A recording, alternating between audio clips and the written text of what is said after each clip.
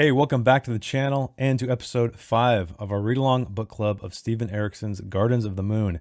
And in this episode, we are going to be covering not one, but two chapters, chapters 5 and 6. Hopefully you can keep up. Hopefully I can keep up. There's a lot to go through, but before I begin, I'd like to say that chapter 5 was a nice break, right? It's a simple chapter.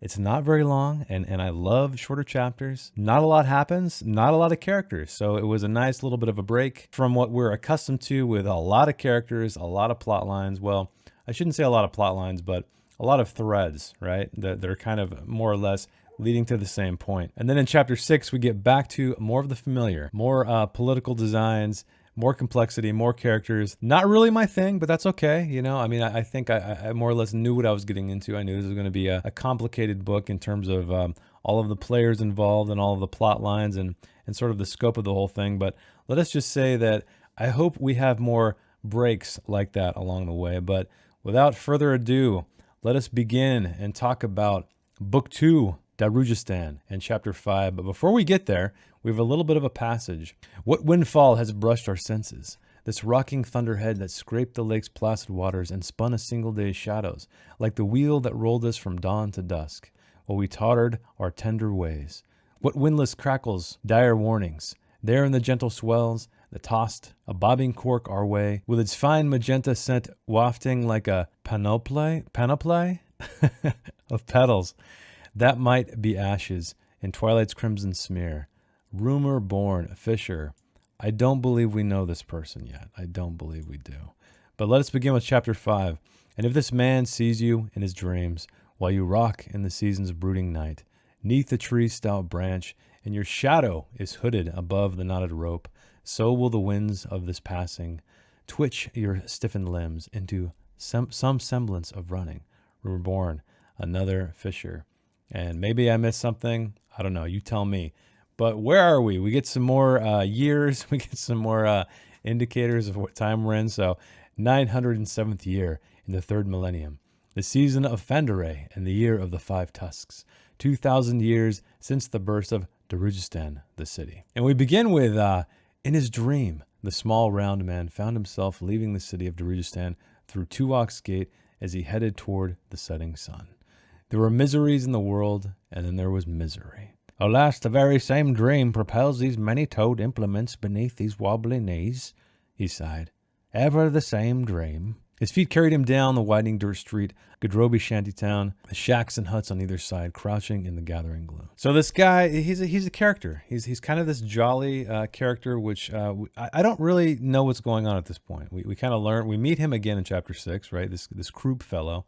But we don't really know what's going on. It's flat out saying he's having a dream, but is he really? We're not quite sure. He's leaving this town. He's going outside. He's leaving Darujistan to what appears to be an inn to hang out with some of his multiple personality disorders. I don't know. But as he's walking out, he continues this mantra of course this is a dream, the flight of sleep. I don't know why I'm doing that voice, by the way. Maybe I shouldn't do that. But we also see yes as certain as an ever-spinning coin, but who spoke of coins? So we get this Opon spinning coin, right? The coin of chance, the twins we met.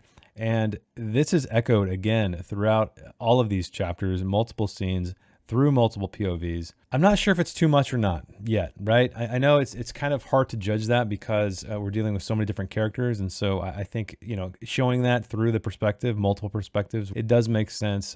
But for me, it's a lot of repetition at this point. Whereas I think I enjoyed it more previously. It was kind of like at the end of chapters and maybe at the beginning of a chapter, or they had two chapters that were kind of linked in that way.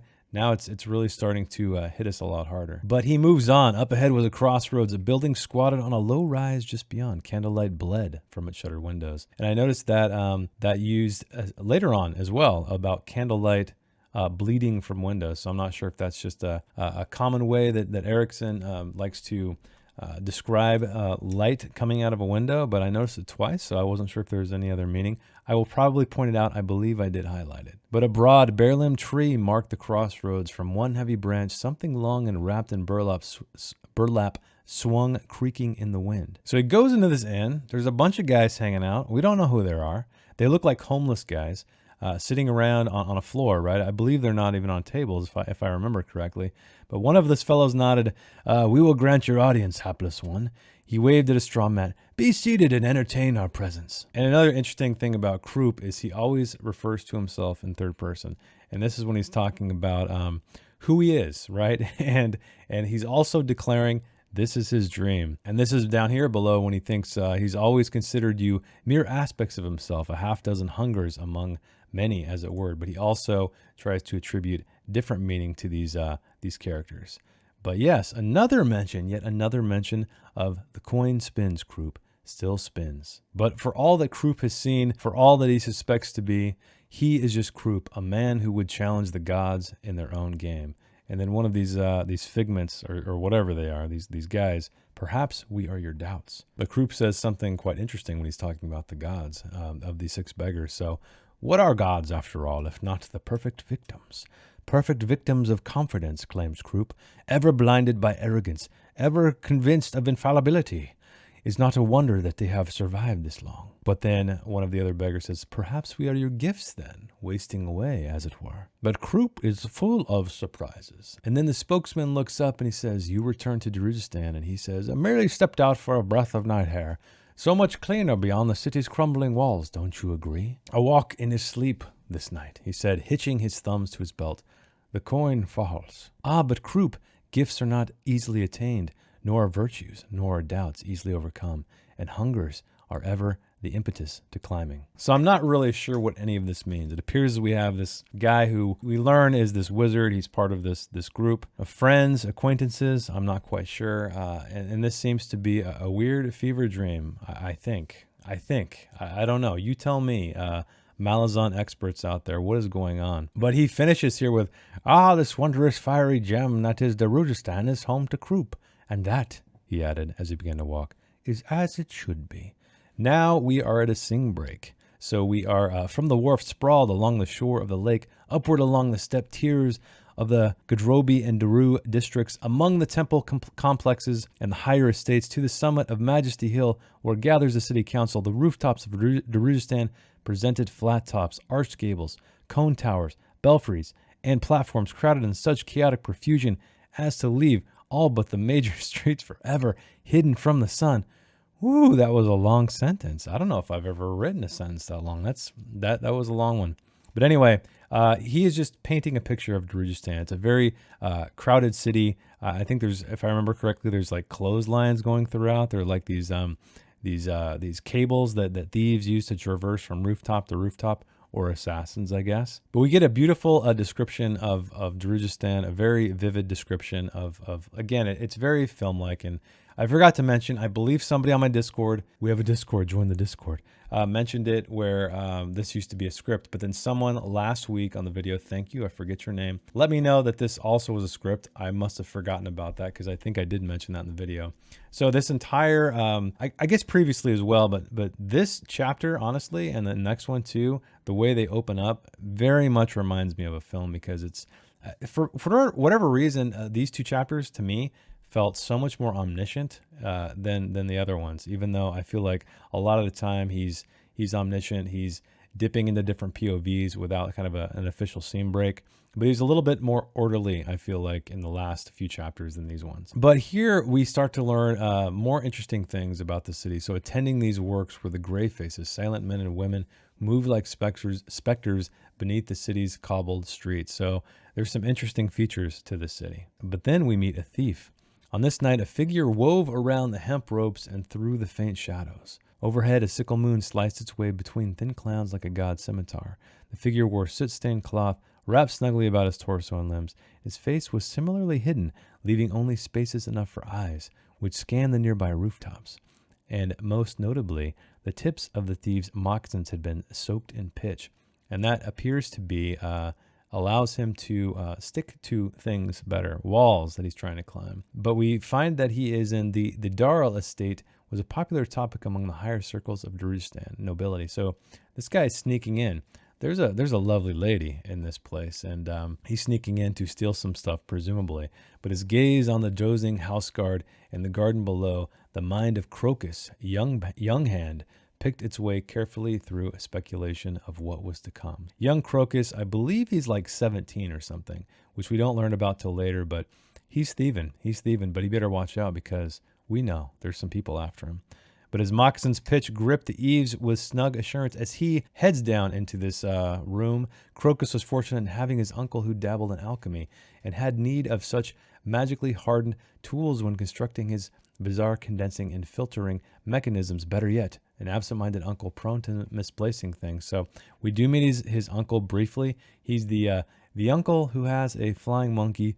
Yes, a flying monkey on his shoulder. We'll talk about that, guys, when we get there.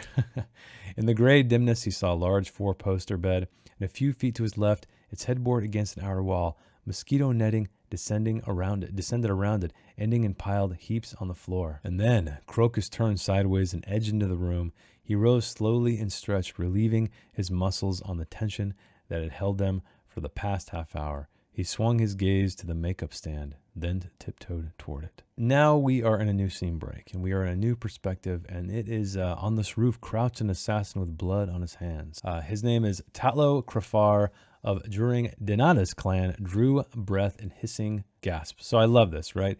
We cut into a new scene. We're immediately in the middle of the action. This guy has been wounded by who? We don't quite know yet. But his mission this night had been as a roamer, patrolling the city's rooftops, which, except for the occasional thief, were the assassins' sole domain, the means by which they traveled the city for the most part undetected. And Tatlo had been crossing an innocuous rooftop when a crossbow quarrel had driven a hammer blow to his left shoulder. It had come from a heavy weapon, an assassin's weapon. An assassin war had begun this night, but which clan leader was fool enough to believe he or she could usurp Vorkin's mastery of the guild? So we're learning about a guild. We're learning about I think there's like a guild war or something like that that's going to happen. I know there's mention of it a little bit later in chapter 6. But he had two simple tasks.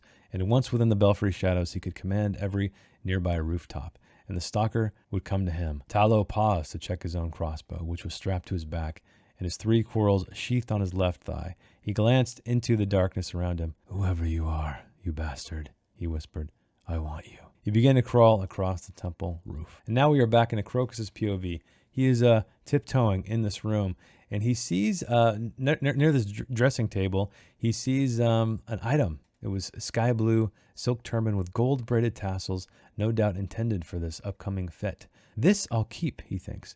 Queen of dreams, but she's lovely.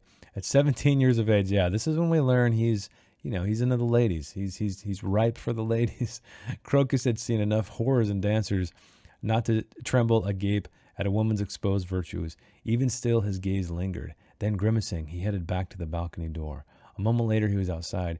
He drew a deep breath of the cool night air to clear his head. And the word of Pale's fall to the Malazan Empire had been on the tongues of everyone for the past 2 days. So we know we are moving in a linear pace, right? Or in a linear fashion. We are not going back in time. All of this news of the fall of Pale has made its way to Darustan. And of course he thinks, and we're next. His uncle had told him that the council still frantically proclaimed neutrality, despite in their efforts to separate the city from the now destroyed Free Cities Alliance. And so I believe there's a discussion of neutrality in chapter 6, where we get to meet the big baddie, who was a bit of a disappointment to me, but we'll talk about that when we get there. So Darustan's army is a contemptible handful of noble sons who do nothing but strut back and forth on Horse Street, gripping their jeweled swords. There's nothing here. His uncle is saying, like, why shouldn't they be destroyed, right? They're just a bunch of wastes of time, essentially, right? A waste of space. They're not really offering anything interesting to the kingdom, anything interesting to progress.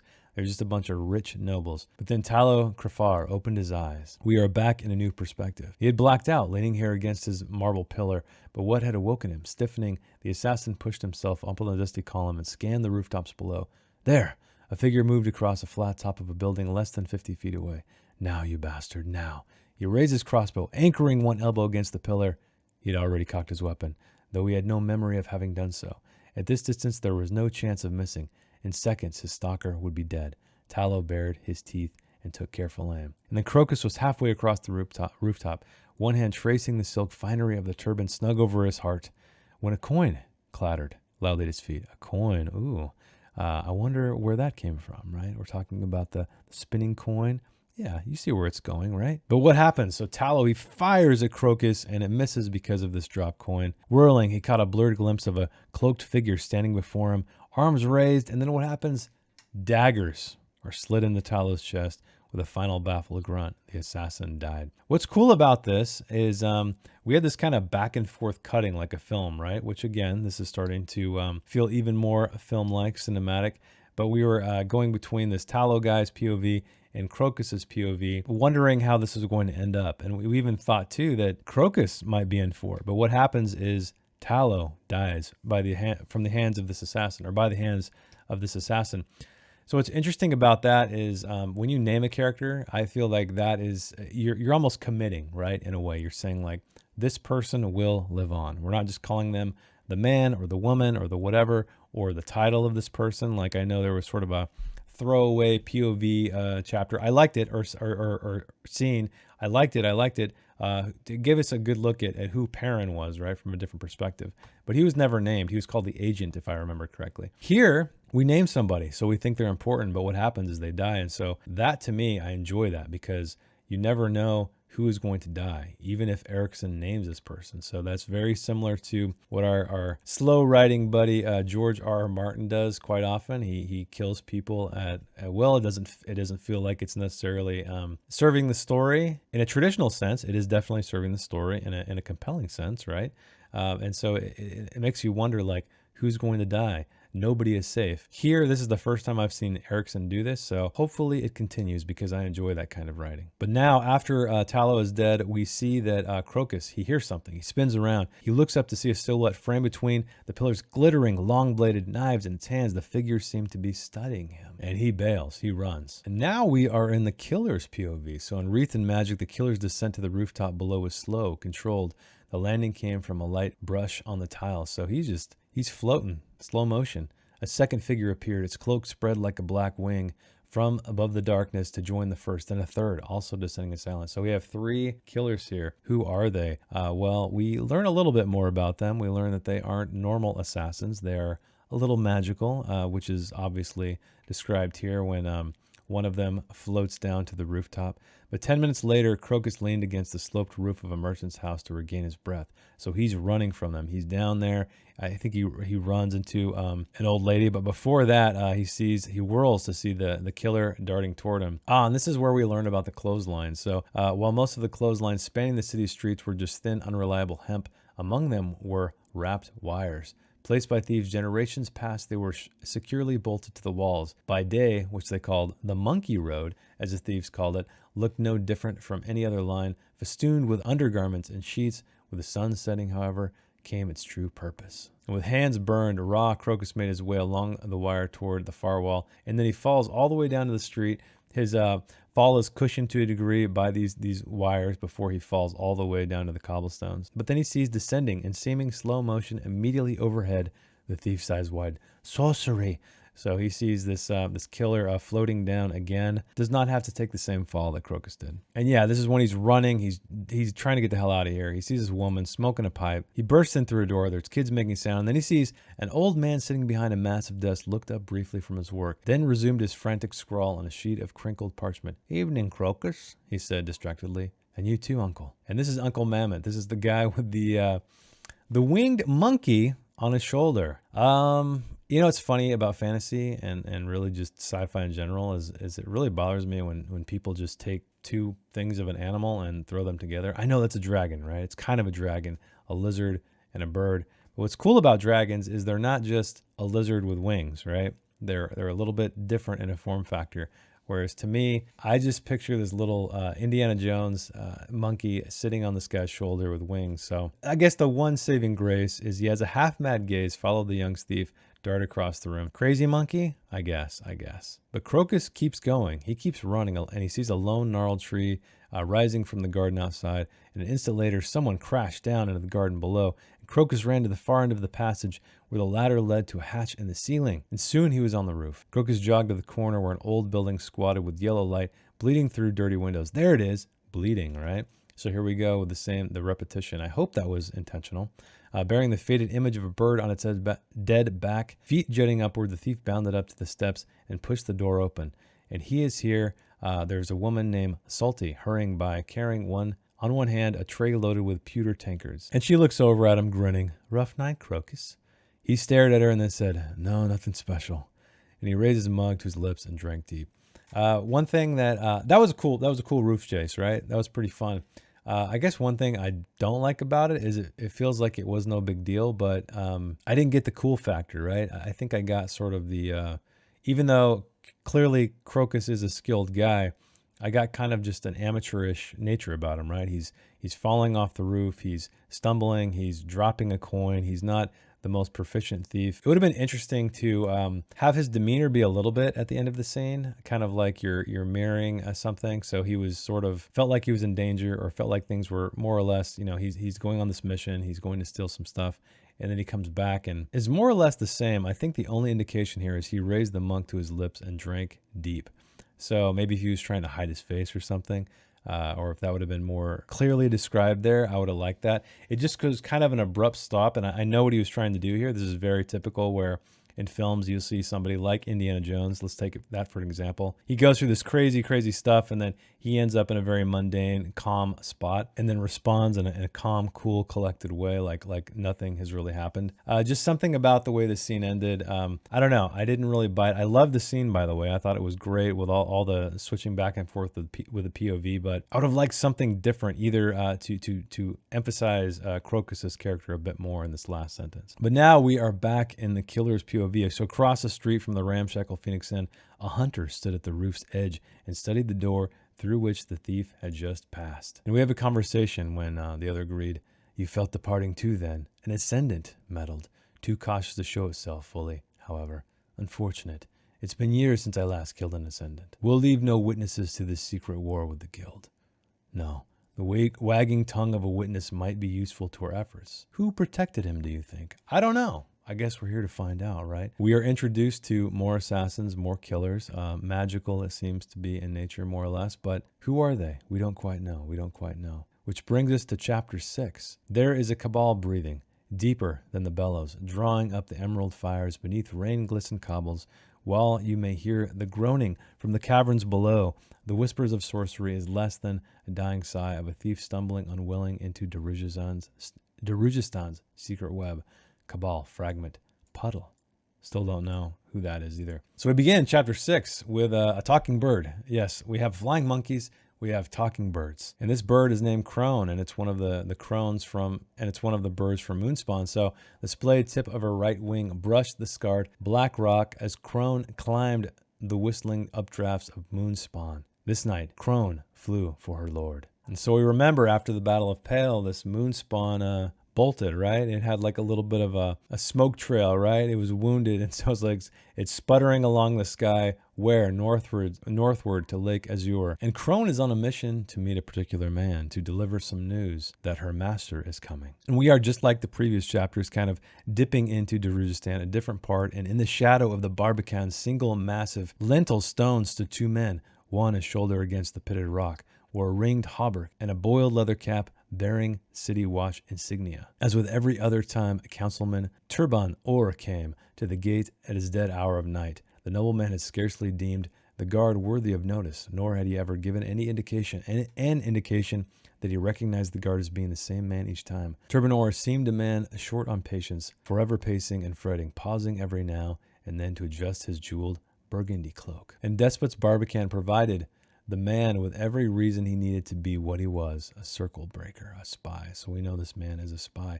If circle breaker's luck held, he might survive the civil war into which Darujistan, he felt, was about to plunge. And never mind the Malazan nemesis. So poor Darujistan, it has a civil war. There's some kind of guild battle happening, and then Malazan is coming, right? After their battle in Pale, they are heading for Darujistan. And we know who's coming with them, right? Perrin and the bridge burners. And now we are introduced to another man. He's the High Alchemist Baruch. He says, and this may be in your interest. High Alchemist Baruch read aloud from the parchment note in his plump hands. And he's sitting in his study in a nice cozy chair, and he says, Councilman Turban Orr walks in the garden with Councilman Feder. I remain known only as Circle Breaker, a servant of the eel, whose interests continue to coincide with your own.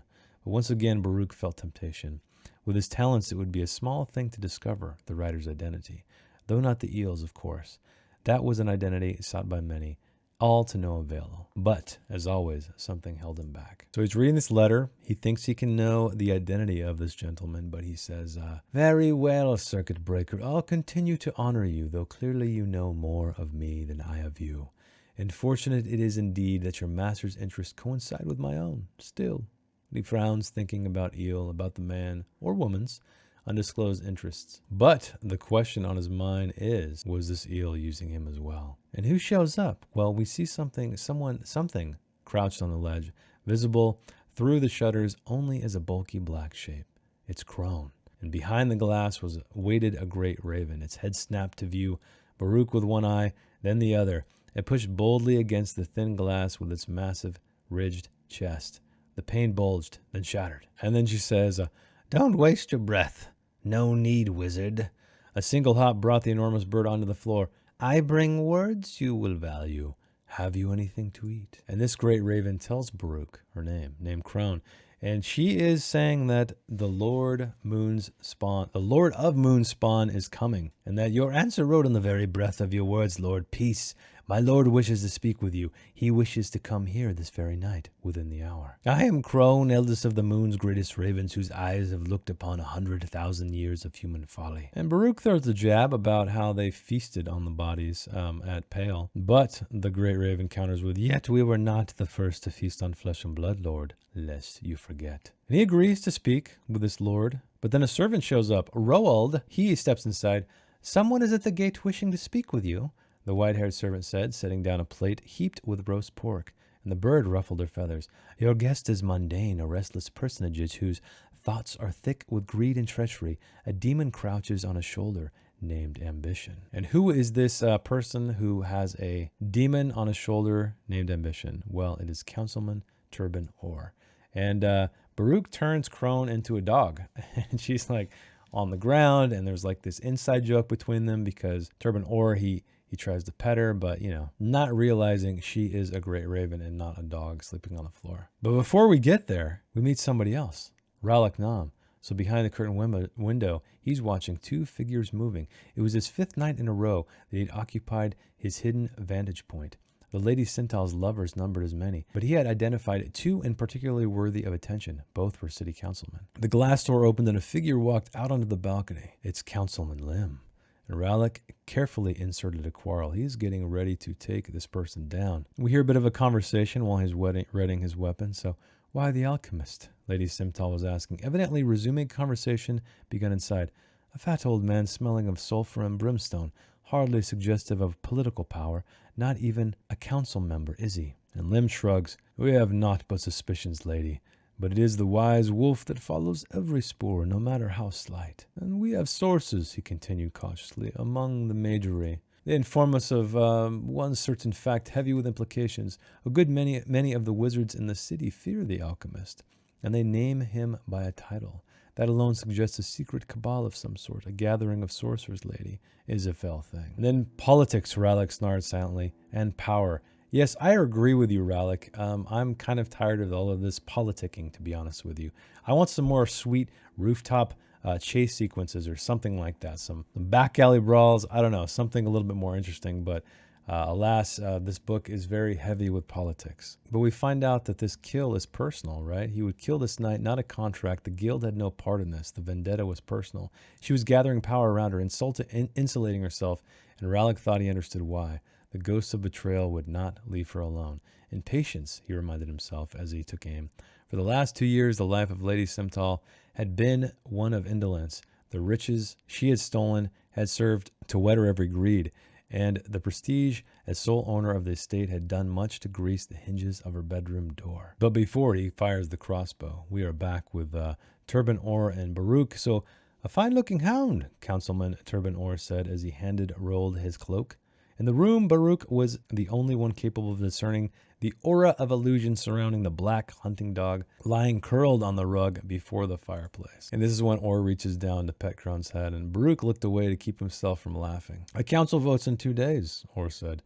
With a proclamation of neutrality such as we seek, war with the Malazan Empire will be averted, so we believe. So basically he's trying to claim neutrality, right? And he continues with, the support of the Darujistan's sorcerers would do much to favor our cause. And the Baruch says, the Darujistan sorcerers, for one, you could travel the 10 worlds and not find a more spiteful, rabid collection of humanity. Oh, I don't suggest that they're all like this.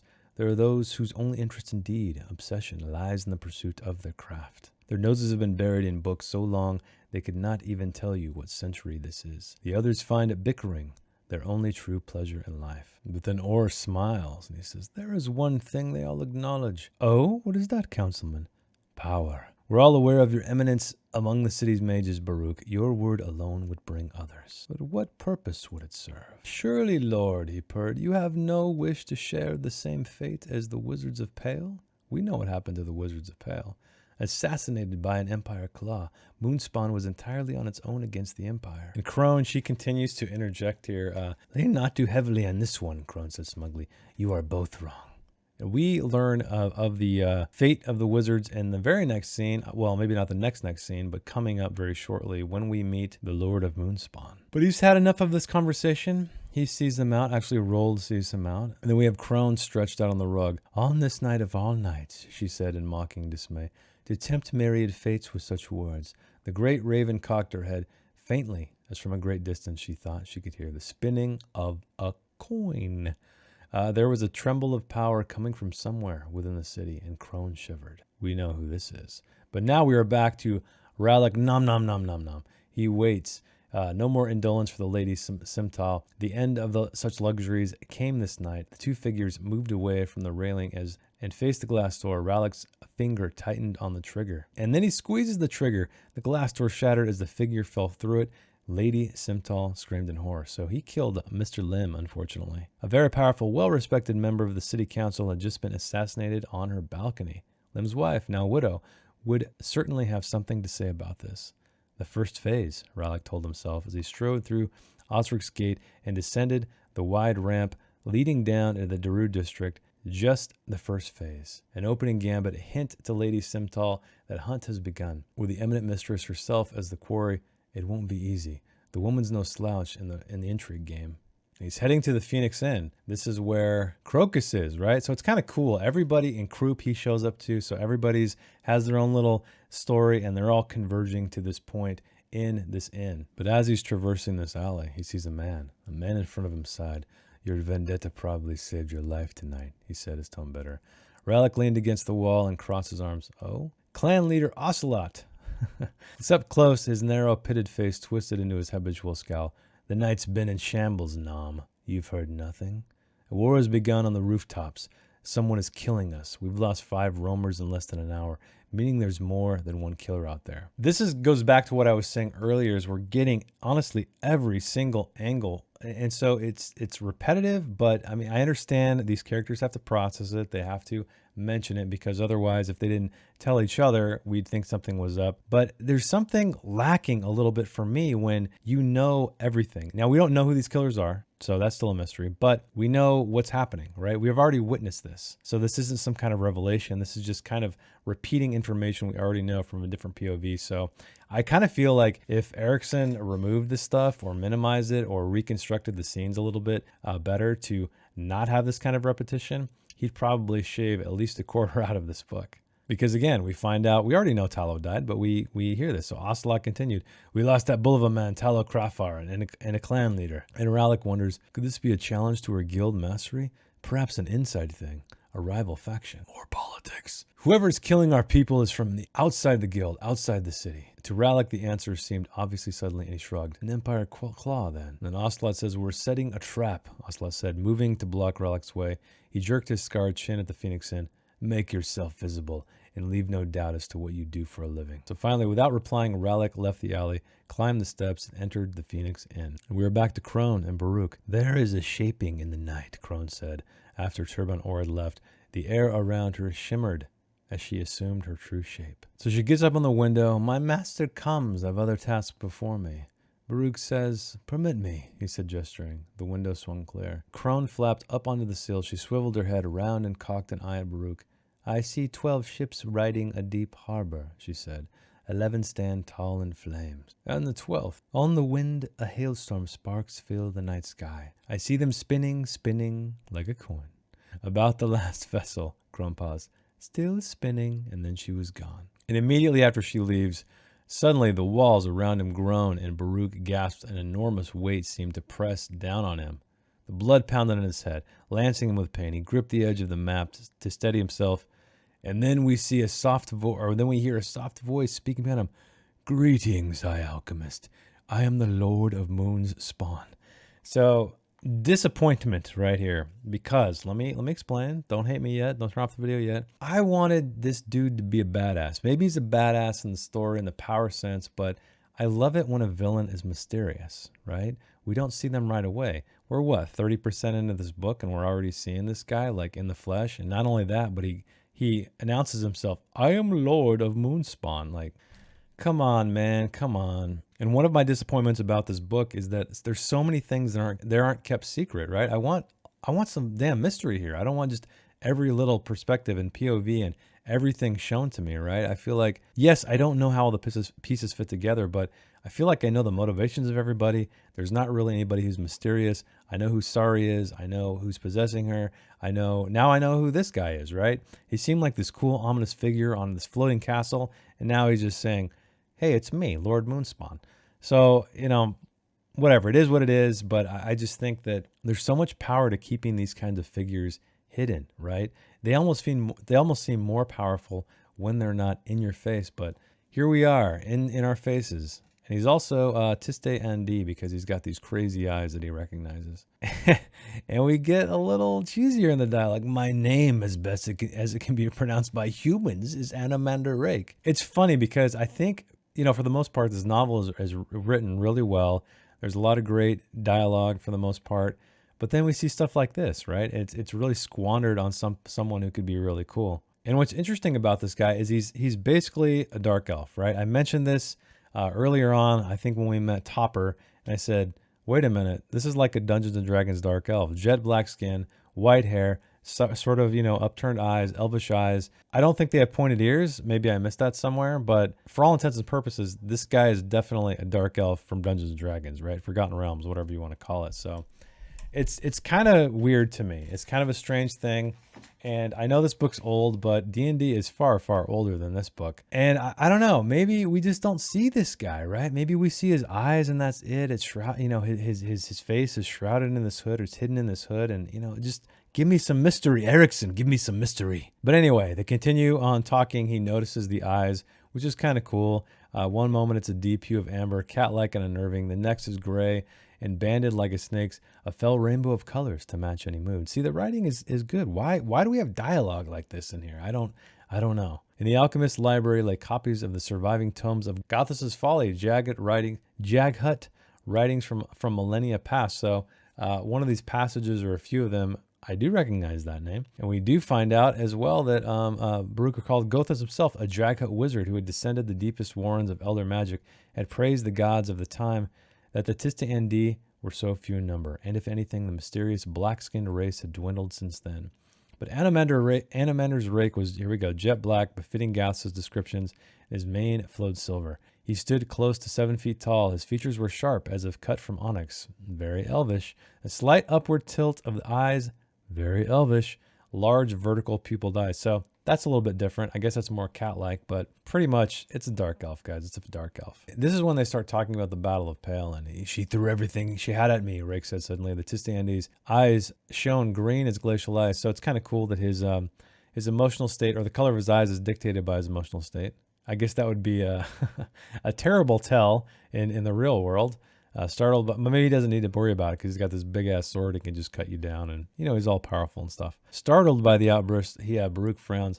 She? Oh, the Empress, of course. But he continues with, yet, he said cautiously, you were driven back, battered and beaten. I can feel your power, Anamander Rake, he added, grimacing. It pulses from you like waves. So I must ask, how is it you were defeated? I know something of the Empire's High Mage Teshrin. He has power, but it's no match to yours. So again, I ask how. Again, kind of weak dialogue, man. I mean, who would say that in that way? There's a great opportunity. You have this high alchemist. You have this badass, I guess he's a mage, right? He's a high mage. there could be some cool wordplay here. There could be some cool, I don't know, somewhat of a power struggle. I don't know, some kind of interesting conversation between these two figures, but they're just talking so plainly. And he just continues to talk about him. I don't know, have these guys met before? I have no idea, but it seems like they've been buds for a really long time, which maybe is strange based on the entrance of him. You know how Baruch was freaked out. The walls were shaking. He felt like his blood run cold. But so I could assume that means that they haven't met, but they're talking like they've known each other for a while. And he seems to be more or less comfortable with asking him anything. But then Rake replies, "I've committed my sorcerers and warriors to Brood's North campaign." He turned a humorless grin on Baruch. "Within my city are children, priests, and 3 elderly, exceedingly bookish warlocks." City? There was a city with a moon spawn? So he's basically saying he didn't have the power to fight back, so he had to bail. "I cannot defend an entire moon. I cannot be everywhere at once." As for Tashrin, he did not give a damn about the people around him. He didn't. He blew them all to shit. "But to save the home of my people, I retreated." So is Erikson trying to make us think that this Rake fellow is a nice guy? He's saving his people. I guess that's one interesting thing here. He's been depicted so far as this evil, bad dude, even though he's being attacked, right? But maybe he's not so bad. Maybe he's not so bad. Baruch asks him, "Why are you here? You wanted to talk to me." And then the Moon's Lord answers, "An alliance." "With me, personally? No games, Baruch." Rake's voice was suddenly cold. "I'm not fooled by that council of idiots bickering at Majesty Hall. I know that it's you and your fellow mages who rule Darujistan." He rose and glared down with eyes of gray. "I'll tell you this. For the Empress, your city is the lone pearl in this continent of mud. She wants it, and what she wants, she usually gets." But Baruch says, "Yet, when the battle was begun in earnest, your first thought was not for the alliance you made with the city, but for the well-being of your moon." "And who told you this?" Rake demands, and Baruch looks up and raises his hands. "Some of those wizards managed to escape." "They're in the city?" "Why?" Baruch asked. "I want their heads," Rake replied casually. He refilled his goblet and took a sip. And this is when we find out as well that the Wizards of Pale fled. And so he feels that because he had an alliance with Pale, right? They were supposed to be there to destroy everybody. And in fact, they would have won if they would have remained, but they fled. And so Rake wants to kill them. We find out that he's also tracked down all but 2, and he wants those 2 preferably alive, but their heads will suffice. And then Baruch answers, "I'll speak to the Cabal on this matter. Tell me, if you get those wizards alive, will you use that on them?" Rake frowned. "Of course." Turning away, Baruch closed his eyes. "You'll have their heads then." Behind him, Rake laughed harshly. "There's too much mercy in your heart, alchemist." So kind of a weird encounter. Not the encounter I would have expected for this Moon Lord guy, this Moon Lord fellow. He seemed really cool, really ominous, really mysterious in the Battle of Pale. And now he's just this really tall dark elf who doesn't really seem frightening. He doesn't seem menacing. He talks very plainly. Baruch, this high alchemist, talks very plainly to him. So maybe he's not as powerful as I imagined. I don't know, man. If you're commanding this floating fortress and you have some badass power that you're just blasting away these armies, you seem like a badass, but this exchange was really weird.